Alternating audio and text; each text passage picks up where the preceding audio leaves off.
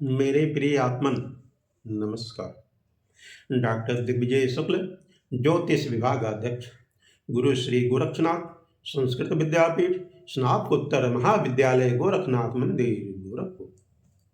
शिवाज्ञा ज्योतिष समाधान चैनल पर स्वागत है। बंधुओं, आज हम एक दृष्टांत के माध्यम से चर्चा करने जा रहे हैं कि कैसे असुर का दर्शन करने मात्र से मोक्ष की प्राप्ति होती है। बंधुओं, पितामह ब्रह्मा जी जब सृष्टि की रचना कर रहे थे तो उस समय असुर कुल में गया नामक राक्षस की उत्पत्ति हुई।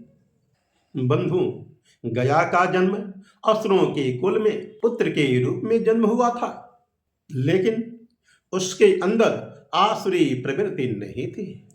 वह गया देवताओं का सम्मान एवं उनकी उपासना करता था, परंतु उसके मन में एक ही बात खटकता था और वह सोचा करता था कि भले ही उसके विचार अच्छे हैं, परंतु असुर कुल में जन्म लेने के कारण उसको देवताओं से सम्मान नहीं मिलेगा। इसलिए क्यों न अच्छे कर्म करके इतना पुण्य अर्जित कर लिया जाए कि हमें स्वतः स्वर्ग की प्राप्ति मिल जाए। इस प्रकार की इच्छा मन में रख करके उसने भगवान श्री हरि का स्मरण करने लगा। बंधुओं, गया की कठोर तपस्या से भगवान श्री हरि प्रसन्न होकर आशीर्वाद लेने को कहा। बंधुओं, गया की कठोर तपस्या से प्रसन्न होकर भगवान श्री हरि ने उससे इच्छित वर मांगने को कहा। तब गया असुर ने कहा, प्रभु आप मेरे शरीर में निवास करें। इतना ही नहीं, वह प्राणी स्वयं पुण्यात्मा बन जाए और उसको मोक्ष की प्राप्ति होता रहे। बंधुओं, भगवान श्री हरि का दर्शन पा करके, वरदान पा करके गया असुर घूम घूम करके सबका पाप दूर करने लगा। जो भी व्यक्ति उसका दर्शन करता था उसके सारे पाप तत्क्षण नष्ट हो जाते थे। इतना ही नहीं, वह मनुष्य स्वतः स्वर्ग का अधिकारी बन जाता था। इतना ही नहीं, वह मनुष्य स्वतः स्वर्ग का अधिकारी बन जाता है।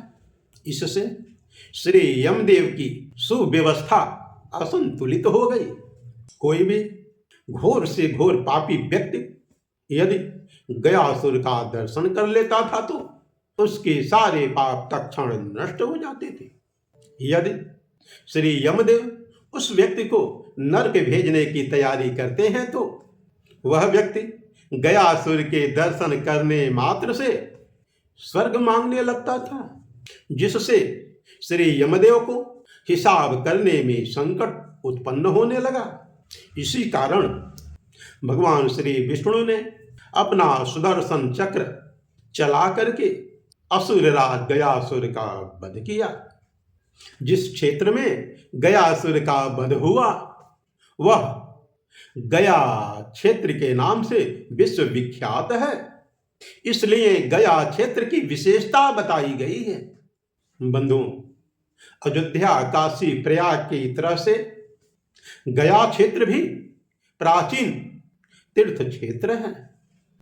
इसलिए गया क्षेत्र में भगवान श्री विष्णु गदाधर रूप में आकर अपना दाहिना पैर रखकर गयासुर को उत्तम लोक की प्राप्ति कराई।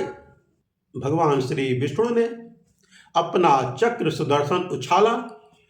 वह चक्र सुदर्शन आकर के गया क्षेत्र में चट्टान के रूप में परिणित हो गया। इसी कारण से इस शहर का नाम गया पड़ा। इतना ही नहीं, गौतम बुद्ध ने बोध गया में ज्ञान प्राप्त किया।